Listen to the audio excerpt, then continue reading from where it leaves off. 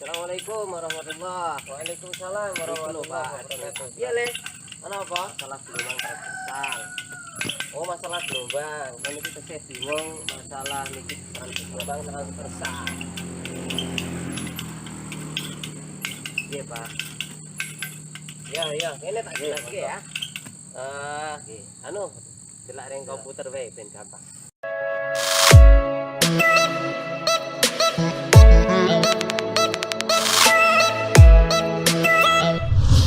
Sekarang kan kita bahas tentang gelombang transversal ya, tapi sekedar mengingat sebelum kita masuk ke sana, apa itu gelombang? Gelombang adalah getaran yang merambat.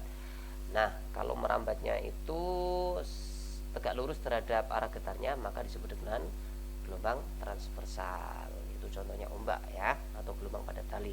Sedangkan kalau arah rambatnya itu saling sejajar atau membentuk 0 derajat atau 180 derajat, maka disebut dengan gelombang longitudinal. Contohnya adalah gelombang selinki yang digetarkan maju mundur atau gelombang suara. Nah, tetapi kalau gelombang itu dalam merambat tidak membutuhkan media, maka disebut gelombang elektromagnetik. Contohnya adalah cahaya. Kalau dia membutuhkan media, maka dia disebut dengan gelombang mekanik. Contohnya adalah gelombang suara. Nah, sekarang kita fokus tadi yang ditanyakan gelombang transversal ya. Oke, nah seperti itu ya. Nah, ilustrasinya. Nah, perhatikan ini satu gelombang. Perhatikan arah getarnya nih ya. Arah getarnya ke atas ke bawah, ini kemudian maju. Berarti kan atas bawah kemudian maju. Dia akan membentuk sudut siku-siku atau 90 derajat. Pada saat dia bergetar ke atas, maka akan membentuk pola bukit gelombang semacam ini. Pada saat bergetar ke bawah, maka akan membentuk lembah gelombang. Nah, bagian paling atas dari bukit ini disebut dengan puncak gelombang, bagian paling bawah pada lembah namanya dasar gelombang. Jadi satu gelombang itu terdiri dari satu penuh bukit dan satu lembah. Perhatikan. Nah, kalau setengah gelombang semacam ini, berarti saya kurangi setengahnya. Lembahnya saya ambil, tinggal bukitnya saja. Atau dibalik ya, bukitnya diambil, tinggal lembahnya saja. Ini berarti polanya setengah gelombang transversal. Kalau saya kurangi lagi, ini tinggal seperempat. Jadi polanya harus kamu ketahui semacam itu. Oke. Nah, coba kalau ini tebak ini berapa ini? Ini pola satu gelombang juga, ya kan? Yang depan itu seperempat, yang tengah adalah setengah, kemudian yang paling belakang juga seperempat. Untuk garis yang tidak putus-putus itu berarti awalnya bergetar ke bawah. Nah, sedangkan untuk garis yang putus-putus itu awalnya bergetar ke atas, sehingga dimulai dari tidak dari titik nol ya, tapi langsung ke bagian yang simpangan paling maksimalnya. Nah, sekarang kita mengenal istilah-istilah pada gelombang. Yang pertama adalah amplitudo. Amplitudo gelombang itu definisinya sama dengan amplitudo getaran, karena gelombang itu berasal dari getaran yang merambat. Amplitudo gelombang adalah simpangan terjauh. Perhatikan.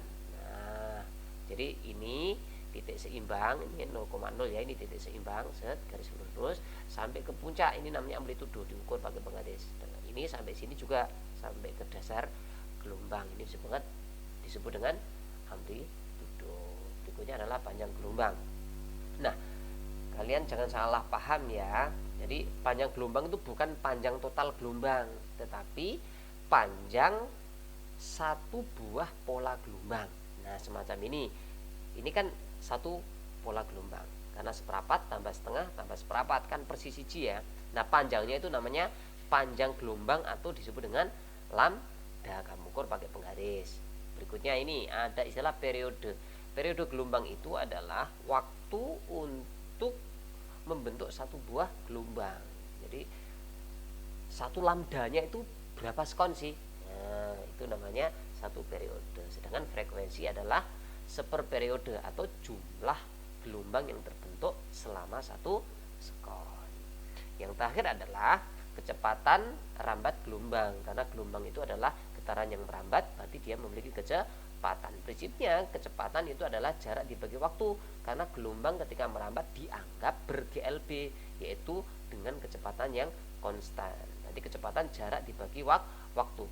Kalau kita ngambilnya jarak satu buah gelombang, maka jaraknya disebut dengan lambda, waktunya disebut periode. Maka kecepatan gelombang bisa dihitung dengan cara lambda dibagi periode, atau karena seperperiode adalah frekuensi, maka kecepatan bisa juga dihitung dengan rumus lambda dikalikan frekuensi. Gimana, sudah paham?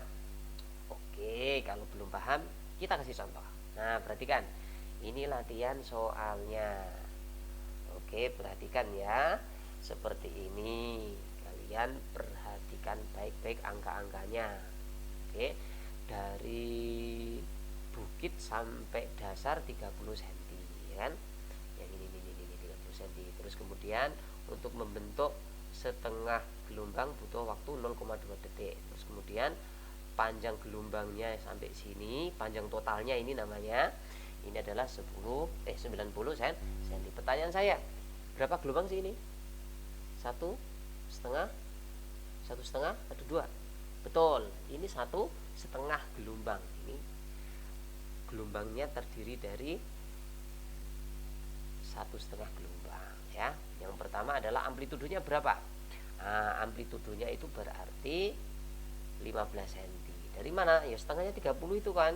Nah, karena diukur dari titik keseimbangan. Terus kemudian periodenya adalah 0,4 detik. Tinggal dibaca saja. Karena untuk membentuk satu buah gelombang hanya butuh waktu 0,4 detik. Karena setengahnya kan 0,2 dan seterusnya ya. Terus kemudian frekuensinya berarti seperperiode, berarti seper 0,4 atau 10/4 atau 2,5 Hz. Artinya dalam 1 detik akan terdapat 2,5 gelombang. Nah, kemudian sekarang kita cari lambdanya. Lambdanya berapa sih? Mudah sekali kan? Lambda itu kan berarti panjang bukit ditambah panjang lembah. Karena di situ ada satu bukit dan dua lembah, atau ukuran bukit dan lembah kan sama. Berarti panjang untuk satu lekukan ini kan berarti 90 dibagi 3 kan, karena jumlahnya 3 ini.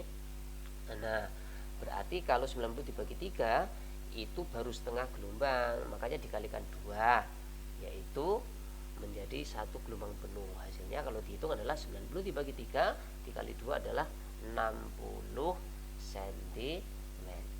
Oleh karena itu kecepatannya adalah lambda dibagi periode, yaitu 60 cm dibagi 0,4 sekon sama dengan 150 cm per sekon, atau dihitung dengan rumus lambda dikalikan frekuensi, maka sama dengan 60 cm dikalikan 2,5 Hz atau 150 cm Hz atau cm per sekon. Kalau mau dibuat meter per sekon bisa dibagi aja 100, yaitu 1,50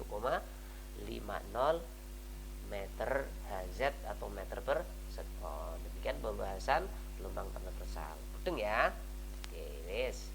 Besok-besok kita lanjutkan lagi untuk membahas gelombang longitudinal. Yes, paham tenan? Sampun ya, insyaallah. YouTube ditonton ya. Nggih.